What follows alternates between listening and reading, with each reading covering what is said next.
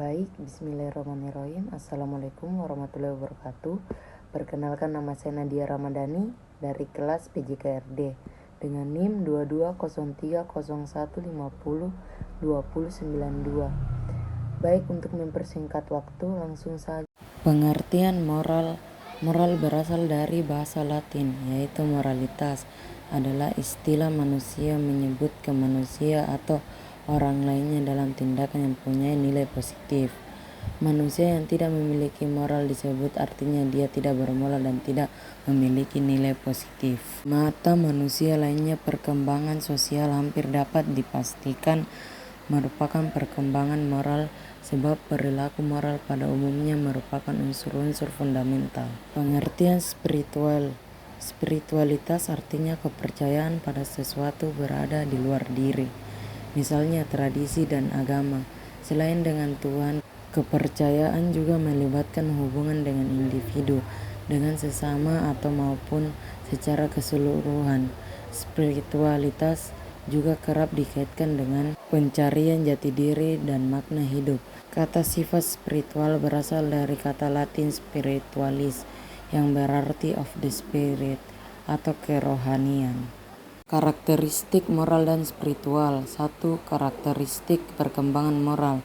Lawrence Kolahar mengkategorisasi dan mengklarifikasi respon yang dimunculkan ke dalam 6 tahap perkembangan moral yang berbeda.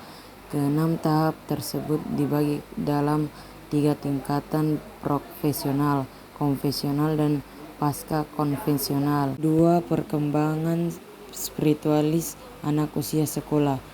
Tahap maitik literal fight yang dimulai dari usia 7-11 tahun. Menurut Fowler dalam Dosmita berpendapat bahwa tahap ini sesuai dengan tahap perkembangan kognitif. Anak muda berpikir secara logis dan mengatur dunia dengan kategori-kategori baru. 3. Perkembangan spiritualitas remaja. Dibandingkan dengan masa awal anak-anak, misalnya keyakinan agama, remaja telah mengalami perkembangan yang cukup berarti. Kalau pada awal masa anak-anak, ketika mereka baru memiliki kemampuan berpikir, simbolik Tuhan dibayangkan sebagai person yang berada di awan, maka pada masa remaja, mereka mungkin berusaha mencari sebuah konsepnya, lebih mendalami tentang Tuhan dan eksistensi. Faktor-faktor mempengaruhi moral peserta didik. 1. Faktor tingkat harmonisasi hubungan antara orang tua dan anak. 2. Faktor seberapa banyak model orang-orang dewasa yang simpatik, teman-teman orang yang terkenal, dan hal-hal yang lainnya diidentifikasi oleh anak sebagai gambaran-gambaran ideal. 3. Faktor lingkungan memegang peranan penting di antara segala unsur lingkungan sosial yang berpengaruh. Yang tampaknya sangat penting adalah unsur lingkungan berbentuk manusia langsung dikenal atau dihadapi oleh seseorang sebagai perwujudan nilai-nilai tertentu. 4. Faktor-faktor selanjutnya yang mempengaruhi perkembangan moral adalah tingkat penalaran. Perkembangan moral yang sifatnya penalaran menurut Kalber dipengaruhi oleh perkembangan nalar sebagai mana dikemukakan oleh Piaget. Makin tinggi tingkat penalaran seseorang menurut tahap-tahap perkembangan Piaget, makin tinggi pula tingkat moral seseorang. 5. Faktor interaksi sosial dalam memberikan kesepakatan pada anak untuk mempelajari, menerapkan standar perilaku yang disetujui masyarakat, keluarga, sekolah, dan dalam pergaulan dengan orang lain.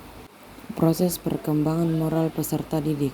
1. Orientasi kepatuhan dan hukuman. Pemahaman anak tentang baik dan buruknya ditentukan oleh otoritas. 2. Orientasi anak yang baik. Tindakan berorientasikan pada orang lain. Suatu perbuatan nilai baik apabila menyenangkan bagi orang lain.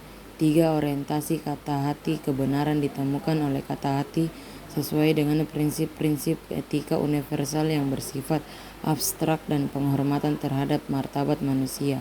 4. Orientasi keteraturan dan otoritas perilaku dinilai baik adalah menunaikan kewajiban menghormati otoritas dan memelihara ketertiban sosial. Proses perkembangan spiritual peserta didik. 1. Tahap prima fight. Tahap kepercayaan ini terjadi pada usia 0-2 tahun yang ditandai dengan rasa percaya dan setia anak pada pengasuhnya. 2. Tahap instruktif dan projektif yang berlangsung antara 2-7 tahun. Pada tahap ini, kepercayaan anak bersifat peniruan. 3. Tahap metik literal faith dimulai dari usia 7 tahun sampai 11 tahun. Pada tahap ini mengambil makna tradisi masyarakatnya. Yang keempat, tahap eksistensi konvensional faith yang terjadi pada usia 12 sampai usia akhirnya masa remaja atau awal masa dewasanya.